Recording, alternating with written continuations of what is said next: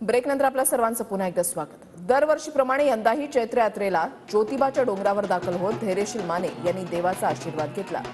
तिरुपतीच्या धर्तीवर ज्योतिबा डोंगराचा विकास करणार असून मी खासदार असताना प्राधिकरणही मंजूर केल्याची माहिती यावेळेला धैर्यशील माने यांनी दिली। ज्योतिबा डोंगर परिसरातून महामार्गासोबत रेल्वे देखील आणण्याचा आमचा प्रयत्न असल्याचं धैर्यशील माने यांनी म्हटलं। धैर्यशील माने आहेत, बोलूयात। काय सांगाल? एका बाजूला निवडणुकीची रणधुमाळी सुरू आहे आणि अशामध्ये वेळात वेळ काढून ज्योतिबा दर्शनासाठी आल्या। ज्योतिबा हे आम्हा सर्वांचं आराध्य दैवत आहे।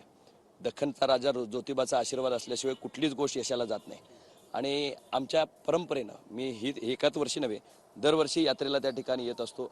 ज्योतिबाचा गुलाल डोक्याला लावून संसदेमध्ये जाण्याचा भाग्य मला या ठिकाणी मिळालं।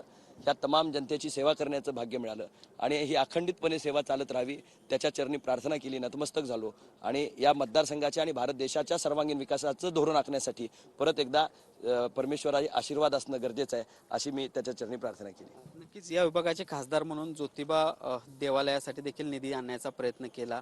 काय नेमका निधी आणि कशा पद्धतीने ज्योतिबा मंदिरासाठी खासदार म्हणून काम?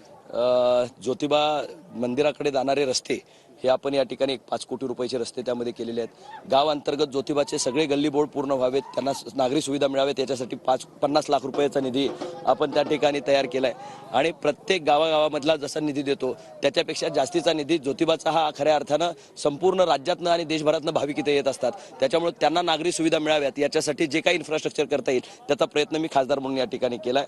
जर्नलिस्ट सुनील काटकरचं, भूषण पाटील, TV9 मराठी, ज्योतिबा डोंगर, कोल्हापूर।